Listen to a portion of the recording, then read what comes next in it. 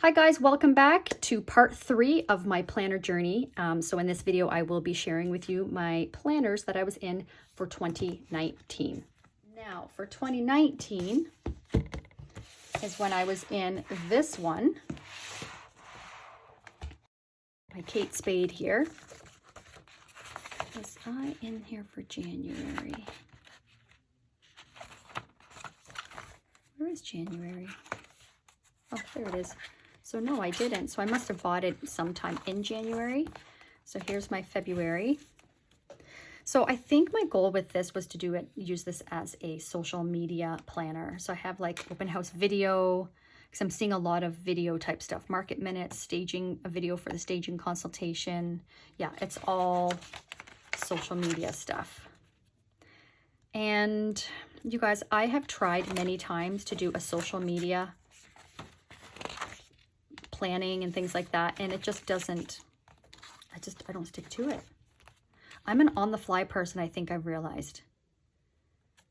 So like I'll plan out like, oh, these are all great ideas, but it's sort of like, what do I feel like on the day? Yeah, see, I didn't stick to it.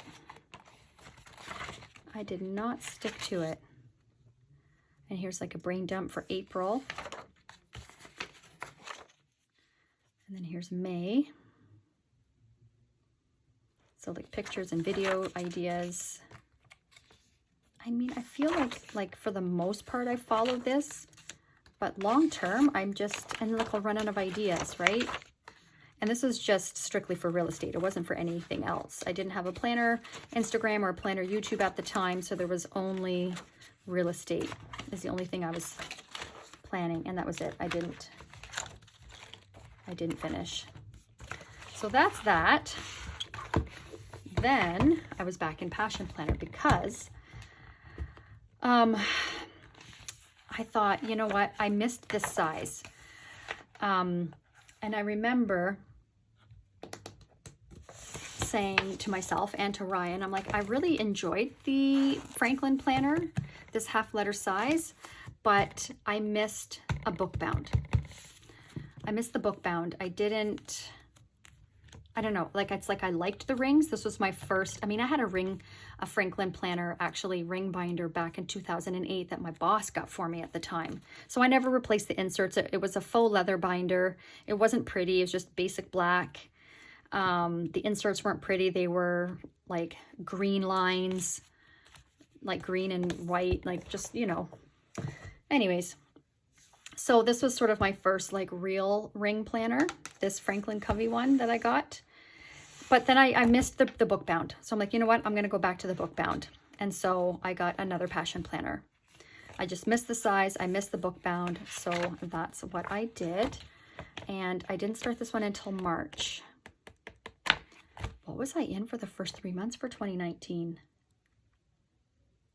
Do you know what? I don't even remember. Wait, yep, I do. I remember. Just kidding. Okay, let's put that aside. So I was in the half letter, and then I said to Ryan, I need more room. So I tried the Franklin Planner Monarch size, which is 8.5 by 11. So I thought, let me try this. So I bought the beautiful navy blue Mia binder. I just went full force. I got the, I forget what these are called, inserts from Franklin Planner. And I got them because they're blue and they match. This is, oh, don't know why that was out. Yeah, so they match the blue binder. I made this. This is sort of my goals for the year. My daughter drew that for me. I wanted her to draw me as a, you know, professional person, and it's kind of like a mood board, vision board type thing. And yeah, I got into the Monarch. So I bought the starter pack. So I had all of the goal planning and, you know, to do my values, my roles, be, do, have, all that good stuff. My recap for 2018. My marketing vision for the next year. I've got all of these compass cards. Yeah, like just And it's like massive, right? This thing's a beast. I got the note paper. And I just thought, you know what? I wanted bigger. I needed more room. My business was getting busier. And so that's what I did. So I was in this for January and February. And then I was like, this thing is a monster to carry back and forth to the office. Definitely not going to be carrying it around to run errands, right? Yeah. I mean, tons of room. So much room. In fact, I remember feeling overwhelmed. Like, wow, I can fit everything in. I don't have to write, you know, super tiny. So here's where I did my November and December recap. My year-end results. And then here we go. It's day on 2 pages. I probably could have just done day on 1 page if they offered, I don't know if they offered them in Monarch. They probably did in the original. I can't remember what this is called. But anyway, so yeah, it's almost like there's too much room. I felt like, oh, there's so much wasted space because these pages are just so massive, right? Lots of room though for notes. I didn't need an extra note page. Definitely had the room. Get those leads. Instead of writing lead generation, get those leads. And a lot of meetings that I go to, like, you don't necessarily have a table. It's like you're sitting in a chair and then you have your notepad on your lap. So this was just too heavy, too big.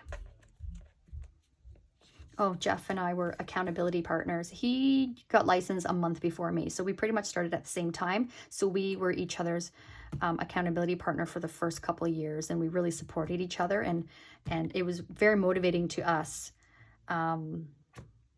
when if one of us were beating the other. So I wrote down my, goals? Oh, what do we have to have completed by the 15th of the month? So we wrote our goals out here. Yeah, so that was it's neat to look back at that. So yeah, this is the Monarch size, if you've ever been curious. Full 8.5 by 11. I did like the daily tracker. I'm like, look at all that wasted space. Oh, it just hurts me. I mean, if I worked in my office every day and I didn't need to take my planner home with me or out with me, like if I was only using it for work and that is it, then it could stay on my desk, right? But being a real estate agent, it's not like when I leave the office, work shuts off. I work every day. We don't work 9 to 5, so it's impossible for me to keep a planner at the office. Yeah, me and Jeff.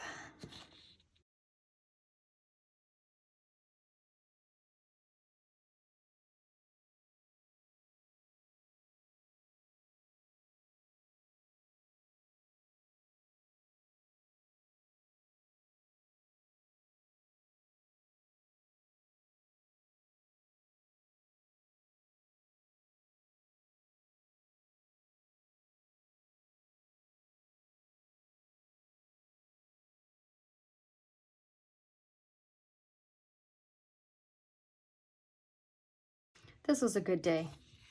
Lots of notes on this page.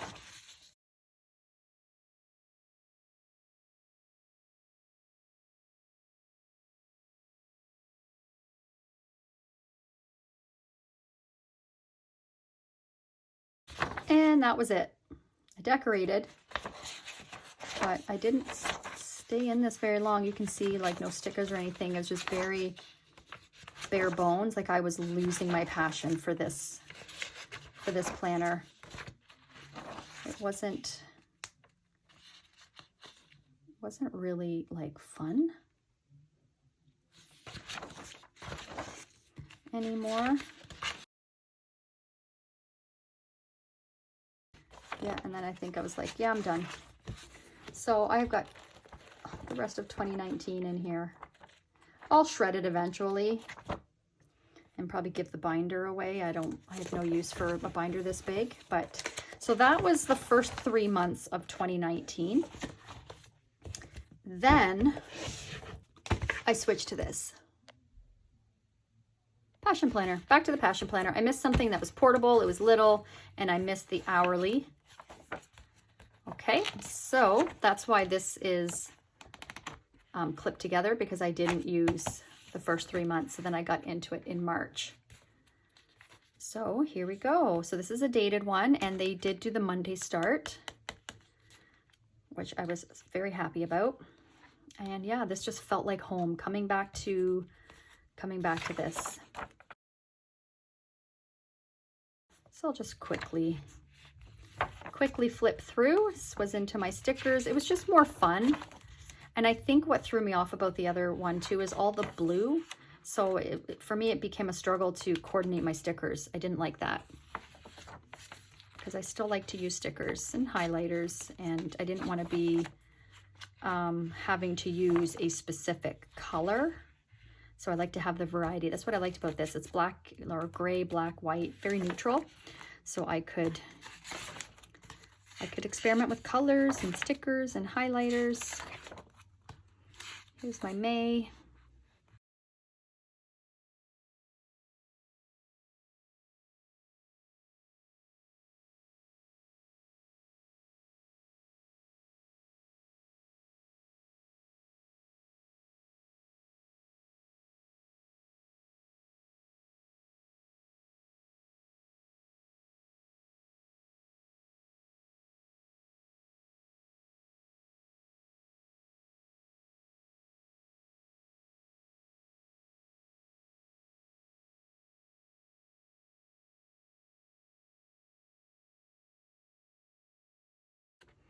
So I started doing like a tip in here, using this as just to have everything front and center, like my top follow-ups, who's in my pipeline, ideas for tracking.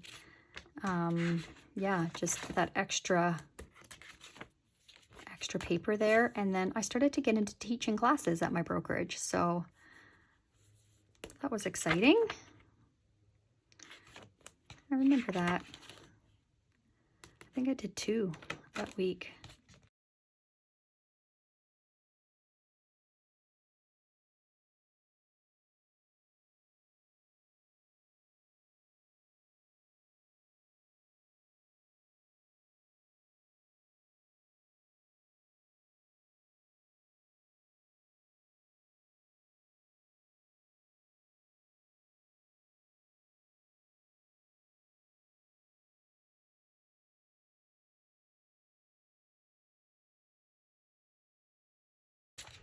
And then I'm in my new planner there. And then I have yearly reflection. And then I did track the usual TV shows, TV and movies, wish list, and just notes.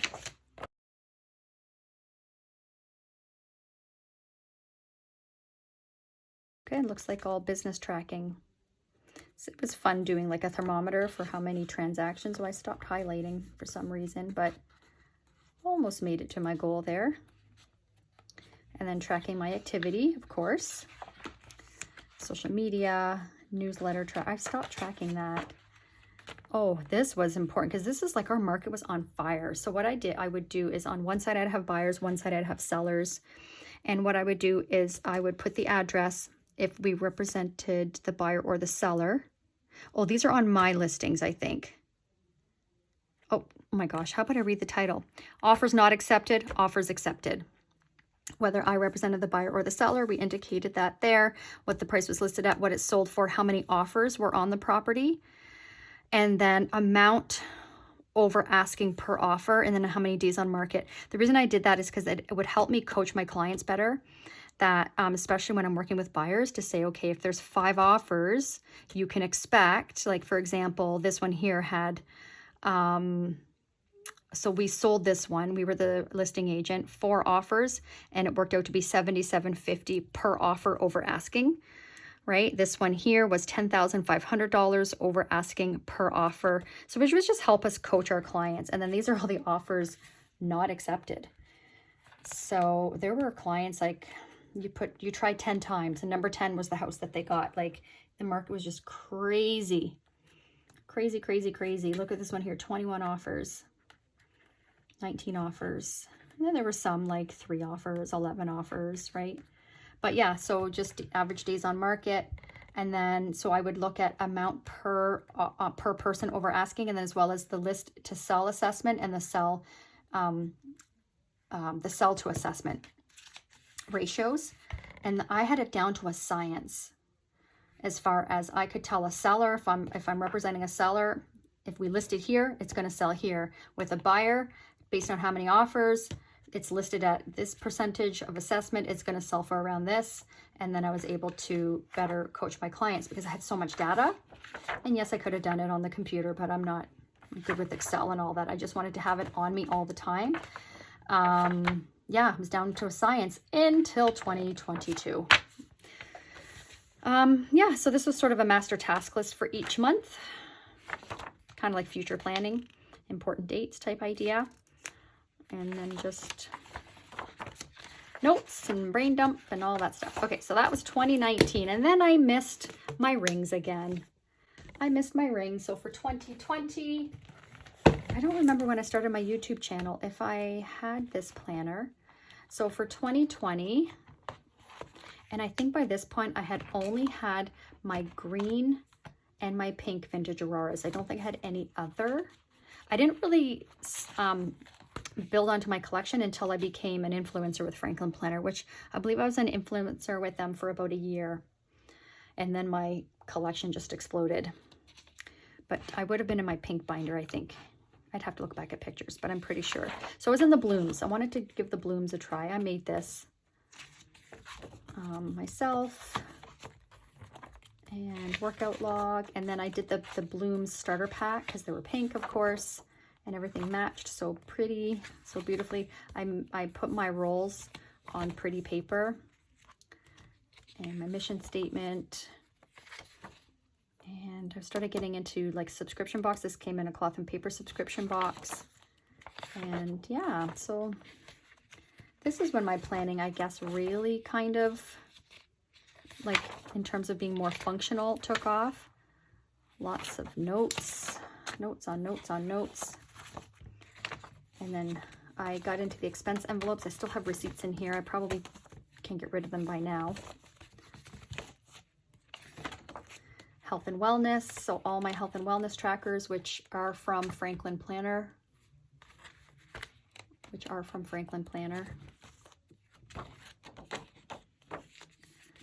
Oh, the blooms are just so lovely, aren't they? Hang on, I have to plug in. My battery's dying. Okay. Yeah, they're just so pretty, eh? Love the blooms. Okay, so July, day on 2 pages. So I would have started this in July. What did I do for the first half of 2020?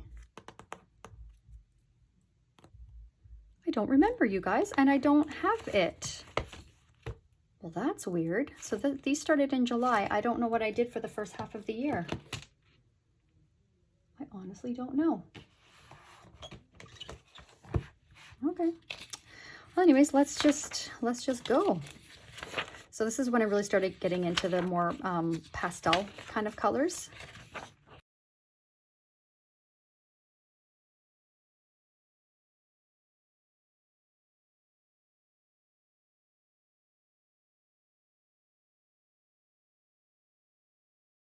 And I didn't really, I think like for the first time, I stopped using stickers. Like, it's very minimal.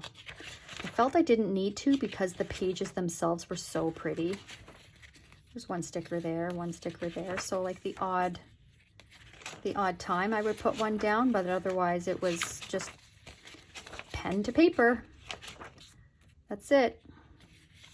Oh yes, and I also did the week on 2 pages as well. I wanted to have my week at a glance as well as my day on 2 pages.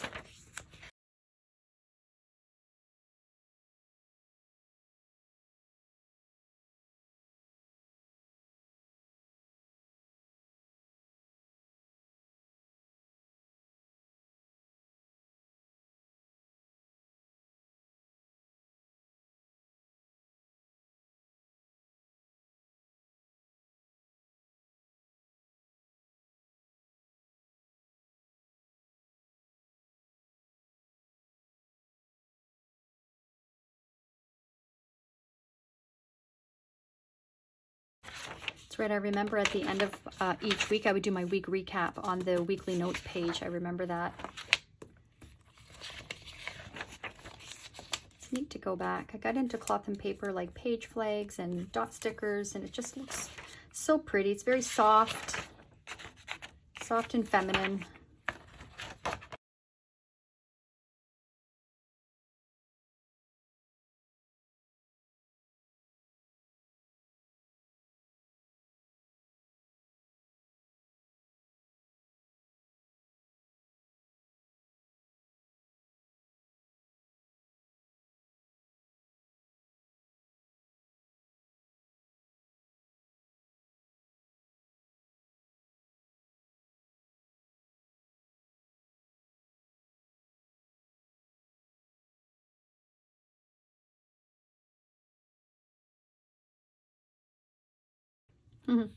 Even back in 2020, look at that, like unwell, hot pad, couch bound.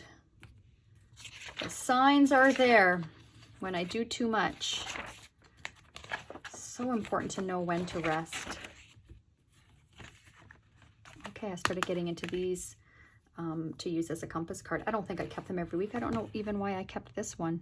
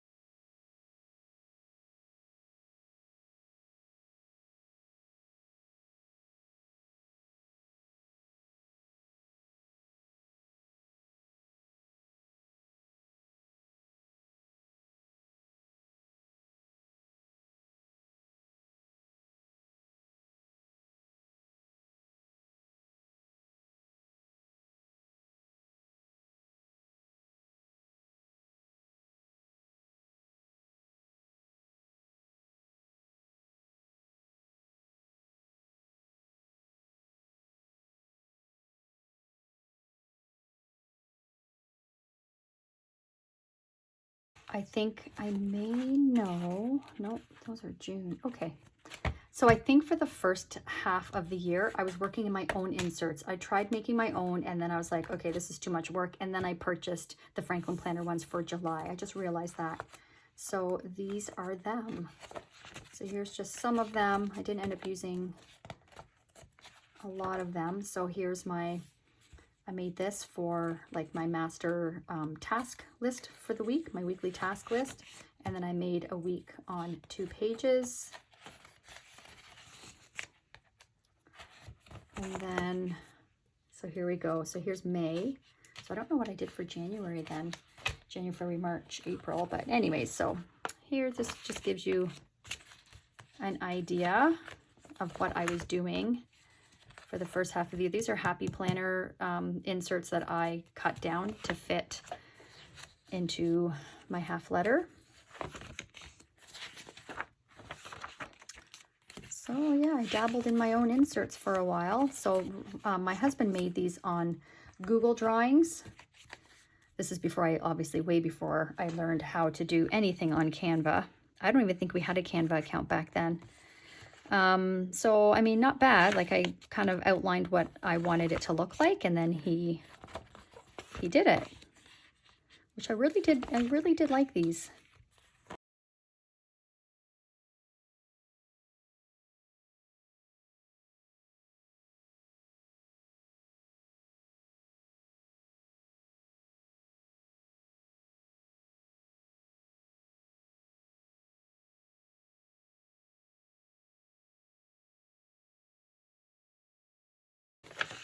So these are day on one page inserts that I made. I didn't know how to do double-sided, so yeah, definitely neat to look back on these. I had no idea what I was doing, but I tried. All right, so that is 2020. So next up, my final, this I made on Google Drawings as well, or Ryan made it for me, and I printed it out on vellum. This is my table of contents, and that's when I was in these inserts so that I knew what I had in them. And so last but not least, 2021. So stay tuned. I'm going to save this one for part 4, just so that this video isn't too long, where I will flip through my 2021 journey and probably my 2022. If the video isn't too long for 2021, I'll also go through 2020. Actually, we'll go through 2022 because that leads us up to now, doesn't it? All right, so stay tuned, guys, for part 4. I hope you're enjoying this planner journey series. And don't forget to like and subscribe to see more. And I look forward to seeing you in the next video. Bye.